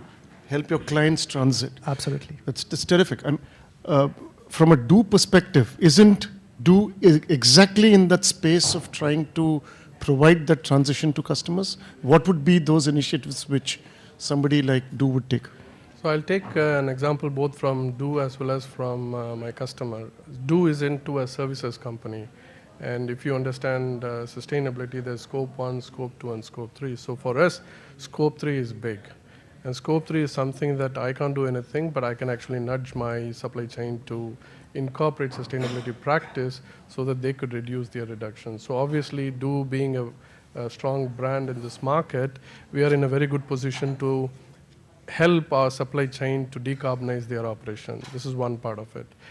But if I take my customer example, Masdar City, when we started tracking the energy consumption and energy in a typical building, the energy consumption is one of the highest carbon footprint. So once they started understanding the carbon footprint, especially coming from energy, like Ms. Iman said, they started changing a lot of parameters that consume the energy, starting from automating the energy management, replacing with the LED lights, reducing the waste, and so on and so forth. So today, after almost a year, what we are seeing is they've been able to successfully reduce close to around 37 to 40% of their energy consumption in most of the buildings. There are still more buildings that will get automated, but I think there is a success story within Abu Dhabi, within UAE, and also to encourage moving to renewable energy. So today, if you take the data point of DEWA, I think their renewable energy share is around 14 to 15%, and the rest is still coming from the fossil fuels. So how does the industry support transition from fossil to renewable energy? Terrific. Which really brings me to Dr. Demetrios. Like what Shini was talking about, you have, or the steel industry or your sector is very huge contributor. I think, what, 13 to 15% of the emissions is coming from the steel sector, right? At the global level, steel and cement are around 12%. 12%. Globally, yeah. So how do you dovetail into many of these initiatives you have taken as to how he talked about? I mean, what would be your idea there? Yeah. So let's focus at steel, because kind of cement is a little bit different and actually even more difficult to decarbonize than steel is. I wouldn't say we're lucky, but due to the specific kind of conditions in the UAE, which is rich in natural gas resources, our technology choice is, let's say, not very common in the global steel industry. Most of the global steel industry is based on coal blast furnaces, whereas we are based on natural gas DRI. So let's say our starting point in terms of carbon intensity is, let's say, lower, or we are at a better place right now compared to our peers globally. And this combined with being the first company globally that captured on the steel sector that captures CO2. We capture around 800,000 tons, and we supply the CO2 to Al Riyadh, which is an ADNOC company, for compression and dehydration, as well as various initiatives that we've been taking on energy efficiency, as well as a recent demonstration project that it's about to be commissioned over the next month or so, which is a green hydrogen project, a small green hydrogen demonstration to use green hydrogen derived from electrolysis of water, as well as our utilization for an integrated facility of part utilization of recycled metal or scrap, which also contributes. Brings us right now to, let's say, a reasonably good point. This doesn't mean that we don't have a lot to do. Actually, we have a huge task in front of us. We are continuing to developing our key levers. We have a decarbonization strategy. Obviously, we have a net zero commitment in line with the UAE national determined contribution by 2050. And the key levers is what I just mentioned. Perhaps if I had to choose one of the, let's say, the most impactful levers that we need to continue developing at scale, despite having a lot of challenges, commercial, market, technological, is the green hydrogen side, which will have a significant impact on our decarbonization journey when this is implemented at scale. Brilliant, thank you. Thank you. And Ms. Joel, how do he talked about the NDCs, he spoke about various other aspects. How do these dovetail into an NGO like? And maybe even more now that our SBTI approved, among them Shalhoub Group, MAF, so it's really nice to hear that. Scope 3, we have a lot that we're doing on Scope 3 because we realize that Scope 1 and 2 are usually more or less manageable. And companies from all industries are suffering, and this is their pain points on Scope 3. So what do we do? And some of the supply chain, we cannot stop working with them. So how do we facilitate? How do we equip them? How do we help them? I'm going to talk from the Global Compact Network UAE. We're a non-profit organization, and what we do actually, we provide companies, the private sector, with guidelines, tools, frameworks to implement corporate sustainability within their organization. So we start on a macro level. We have almost 230 participants in the UAE, businesses and non-business. We engage through capacity building. So we have the tools and whatever it requires to provide capacity building, knowledge sharing, network opportunities, as well as we facilitate multi-stakeholders dialogue to scale up corporate target setting of course, in alignment with the global goals, as well as the national priorities and strategies. To zoom in into exactly more or less, I'm not going to list all of them. I'll just mention a couple of them that are mainly targeting on climate action. We have the Climate Ambition Accelerator program. This is a program that spans over 9 months, and it actually it equips companies with tools and frameworks in order to set their target, but also identify where they can start by reducing their emissions, and also what kind of policies they need to put in place in order to accelerate that. It also provides opportunity among those participating to share knowledge, best practices, case studies across the Scope 1, Scope 2, Scope 3. We also cover adaptation, mitigation, just transition, and value chain. The program is not done only in the UAE. We do it on a regional level, which gives also the opportunity for companies to share not only within the UAE, but also across the region. Another program that we have, and we're very proud of that program because it is done in the UAE, it is curated in the UAE. The accelerators are curated from New York, but we try to implement them locally, as we say. What we do locally, because they are regional programs, we do the kick-off sessions, the closing sessions, as well as we do stock take sessions, or what we call pit stops, in order to make sure we facilitate the acceleration. The task forces they help companies to unlock barriers and challenges that they are facing in the implementation of the SDGs and to deliver on their targets. And what is amazing about them, they actually bring together industry-specific companies through roundtables. So we had the pilot project that we had was last year. We brought together the Buteen, which consisted of cement, steel, developers, real estate developers, and so on. And lastly, we also have Sustainable SME and Supply Chain Accelerator program.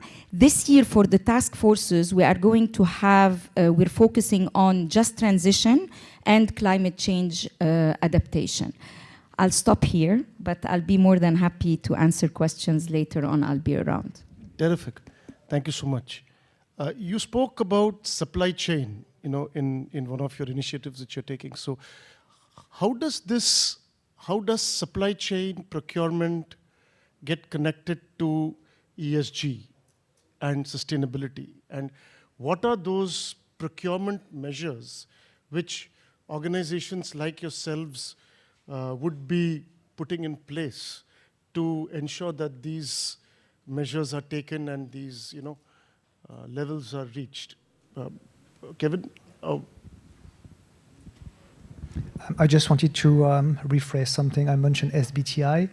We take that into account, but we follow the GFANZ, which is the Global Financial Initiative for Net Zero, which is slightly different. So when it comes to supply chain, that's something which is very important. So I particularly follow what investors take into account, and supply chain is something important. I just delivered a project in India with a large company, one of the top 10, and supply chain was obviously one of the top 10 topics. Yes, exactly.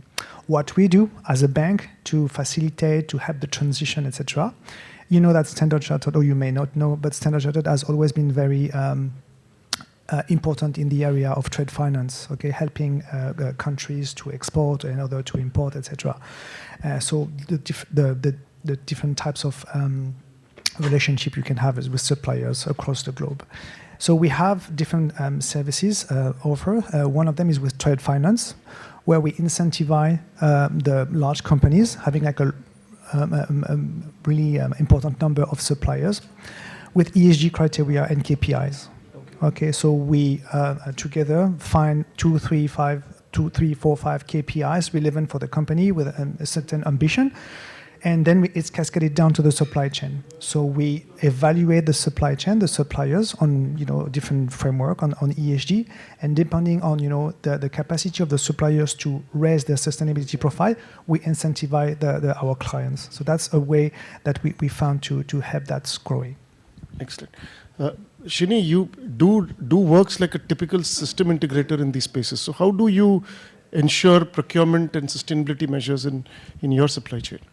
So one of the first thing we did when we started this journey, I'm also part of Net Zero Committee for EITC, which is the group company. So what we did is, because we saw that Scope 3 was the biggest contributor to our carbon footprint, so we implemented procurement policies to ensure that all the suppliers, like Kevin said, all the suppliers are evaluated, not just based on their technical or domain capability for being empaneled as a supplier for do, but also that they are contributing towards their own net zero strategy.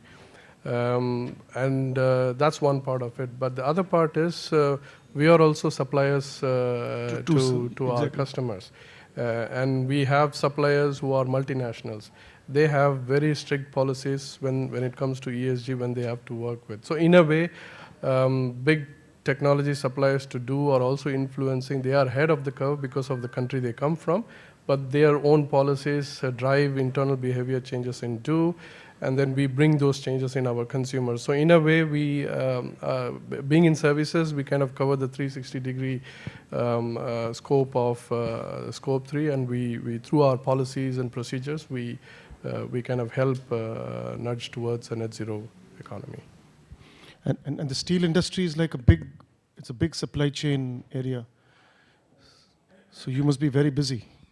Yeah, absolutely. Both on the upstream of our production and on the downstream. So on the upstream side, the UAE doesn't have any iron ore, which is one of the key feedstocks for producing steel. So obviously this is imported. It's kind of quite consolidated. There are 3 or 4 big players, let's say, that on the mining side, which are quite advanced and sophisticated multinationals with very strong commitments on the ESG side. But we also rely on, especially for the sourcing, for example, scrap, recycled scrap, to the local market, which is very small companies. Some of these companies don't even have a computer, for example. Right. So it's quite difficult, and it's a journey to educate them. But I guess that's what we're trying to do now, to engage with them, provide trainings, and also gradually integrate, aside from the pretty conventional factors into our sourcing decisions, which is price and quality, ESG-related criteria in our sourcing decisions, i.e. how well our suppliers are performing and improving on the various other ESG-related factors, environment, social, and governance. So recently we've implemented also a software solution called the Carbon Ditch in order to be able to obtain more accurate, because accuracy and transparency is also an issue of your supply chain, in order to obtain more accurate data, especially on the carbon side, which is also a requirement by CBAM, for example, to report your Scope 3. So when you talked about reporting, then you have so many different reporting standards in the country, in the globe. Many of those regulations have not really hit home. So what are the reporting standards which you use? What are the compliance standards which you use here in the steel industry? And then we can look at the telecom and banking also. Thank you. So first of all, we are a public listed company. So we are mandated or obliged to report and disclose as per the requirements of ADX, where we have a free float of 12%. So we issue and publish a sustainability report every year, like we did this year. Our kind of the main framework that we're using is the GRI framework, which stands for Global Reporting Initiative Standards. But that's your own initiative, is it? I mean, on your own, you're doing the GRI? No, that's not our own. It's pretty well-known. No. GRI is obviously a global, but you've picked up that standard, or you could have picked up other standards also, isn't it? Yeah, it's not the only standard we Yeah. follow. We also try to align as much as we can with the UN SDGs. UN SDGs. We also recently done the task force on climate-related financial disclosures, TCFD. CCFD. And we are continuously trying to improve ourselves on the various frameworks we are using. So we're doing our materiality assessment. We engage with our stakeholders to obtain the impact materiality assessment, but also we're looking at integrating into a double materiality framework in the future. So yeah, that's what we're doing. Yeah. And for what would it be in terms of reporting? We follow the GRI framework, but I think the bigger question is when is it going to become mandated? I think in this country it is still voluntary, if I am right. So most of the public listed companies are, because of the board they are publishing as part of their overall financial report, they are also publishing sustainability report. But I think we need to move to a more regulatory aspect of it to ensure that at least the medium and large enterprises, that the carbon reporting becomes mandatory. And like everyone said, there is GRI framework, there is CDP, there is SASB. Yeah, SASB. So many frameworks are there. Depending on your industry, depending on your journey, you'll probably be adopting one of those frameworks. But I think how much of that is mandated to nudge people towards carbon disclosure to carbon disclosure. That's the trick, right? And Kevin, what would you use and how would you look Maybe at it? for Standard Chartered, it might be slightly different because it's a big organization. We have 7 people working full-time on disclosure. Wow. Following the different framework you have. So TCFD is one of them that will be transferred into IFRS S1 and S2. That's something which was going to be mandatory sooner or later. This is one of the things I mentioned earlier, the shift from soft to hard regulation. I think what is also important to understand is that to be part of those regulation or framework. So for instance, 4 weeks back, we partnered with the United Nations and KPMG to develop a taxonomy for adaptation finance. So you have mitigation to mitigate the impact of the climate change, but you have adaptation to adapt to climate change as well. So we have created a framework for that. Brilliant. Now, we've touched many of these subjects, and you were very aptly you touched upon one subject when you came in, that is the social impact. And he very clearly pointed out, there are so many few women in the room. So how do you take care of the S component of ESG in Standard Chartered? And we all know how important the social impact is. So. Yeah, impact is important. That's the reason we have an impact report on a yearly basis. One of the speakers earlier mentioned the fact that it is important to communicate. I will slightly change that wording and say it's important to be accountable and transparent. Over-communicating can lead to greenwashing, which is a big risk as well. Exactly. So when it comes to the social aspect, we have now a head of social finance within Standard Chartered, and we focus on women empowerment for SMEs, health and education. So these are the 3 aspects that we would like to cover. Just to give you an idea, the sustainable project we finance, so in our book, it represents 17.6 billion. So in terms of opportunities, it's there. We cannot hide, saying that, there is a lack of information as well. No, it is there. Just to illustrate that before I give the mic to someone else, the growth we had from last year to this year in terms of sustainable finance project is 34%. 34%. Wow. So there is growth, so there is opportunity for people. Steel industry, what would be your view on the social impact area? Yeah, for us also social is a key focus. We employ right now around 3,500 people Yeah. So first of all, looking at our employees, HSE, health, safety, and environment, it's extremely important to us. We pride ourselves that we're doing quite well, again, on this topic.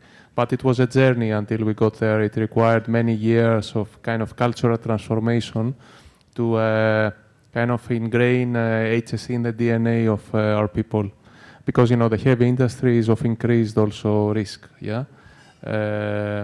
So aside of that, you know, as mentioned before, we're also looking, and it's one of our key material topics, responsible supply chain, and also our community engagement and the social impact we have.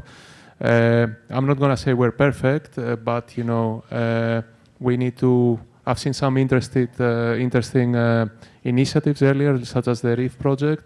So potentially this is an area that we can link it to our products as well. You know, we are producing steel, which can be used potentially to grow, to set the cages, to grow reefs, you know. Such initiatives, you know, we're very keen and open to discuss and engage. I discussed a little bit about the local supply. This is important also to try and increase your in-country value, you know, providing jobs and using the steel industry as a hub to grow other industries locally, like, for example, the automotive industry, the construction industry, etc. On the people side, training for us is also a key focus, you know, how to train people. I touched on the HSE aspect, but also we are kind of at the start of our journey on our sustainability mindset. So many people don't know what ESG means if you go to the factory and ask the workers, you know. So it's also a long journey. It's part of my kind of priorities to bring a cultural transformation of sustainability as well. Yeah. In the interest of time, I think the last word is always for the woman. So, what would be your Absolutely. What would be your take on the social impact program? First of all, I just want to say something regarding reporting. At the Global Compact, we mandate companies to submit a COP, communication on progress, that helps us to see and helps companies to see their progress on commitments that they have made.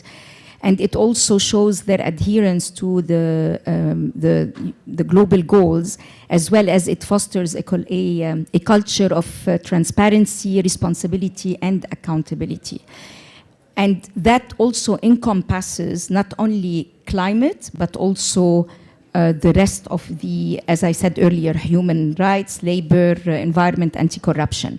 So what I mentioned earlier in terms of task forces and accelerators, we also offer them for other areas, such as gender balance, TGE, the target gender equality, and male allyship, because equality will never happen by having only women in the room. Number 3, we have also SDG ambition. We also have youth empowerment, CEO engagement initiative. And we have also some coalitions, such as the Water Resilience, Ocean Coalition, SBTI, and so on. So this is just to, you need to cover the entire ecosystem. You cannot focus only on one, because one feeds into the other. Yeah. Thank you. Thank you so much. In interest of time, sustainability is one such subject which we can keep speaking for probably hours and days together. But we will have to put a hard stop to this, considering that it's Dubai Chambers and there is a time limit here. Thank you so much, August panel. Thank you so much for you all coming here and taking out time with us. We are absolutely honored and privileged to do this. I was actually initially tasked to do this vote of thanks, yeah, but I feel that it is more appropriate, probably more sustaining, to call upon an esteemed, individual, the go-to individual for us, to carry out these expressions. And this gentleman is very well known in our IBPC circles, and he's one who is used to wearing several hats, So today you're going to see him jostle around two hats. One is this vote of thanks, and very critically, being the sponsor of this evening's event. So, ladies and gentlemen, please put your hands together for Ramesh Mahalingam, MD, Ideal Capital. I don't think he ever needs to be put on a spot, but I think it's only befitting that he does it. Thank you so much, Ramesh, for the sponsorship. We look forward for many more, and I hope we can sustain this more. Thank you. They are real practitioners who bring the immediacy of the real world to this hall and have given us, in a nutshell, what it has taken for them to go from a linear world to a circular world. It's not been an easy task for anybody, and especially for large organizations, to be spearheaded by a small group of committed individuals. And like Margaret Mead once famously said, and I'm sure everybody's heard this, never doubt that a small group of committed, thoughtful individuals can change the world. Indeed, it's the only thing that ever has. Now, we need to thank the Dubai Chambers for providing us with the hall and with the inspiration in the form of that wonderful speech by Iman and the initiatives that Dubai holds as an example for all the businesses and all the people living in the Emirate to emulate. We need to thank the moderator for having put together, I've been party to it. I did my little bit. And I should thank Kevin for accepting my invite to come and speak, and to Dr. Dimitrios for accepting the invite and to come all the way from Abu Dhabi to speak. Yeah. So thank you, moderator, and thank you for coming here. Last but not the least, our team at IBPC, who always works round the clock for every such event to ensure that everything works and as planned. So to Amitava and Ravi, a big round of applause too. And as to the audience, especially those who did not cause noise, thank you all for being a wonderful audience. It's been my honor and privilege. Thank you very much. Snacks are served. One for the road. Felicitation. Oh, the felicitation. Post the felicitation. Great.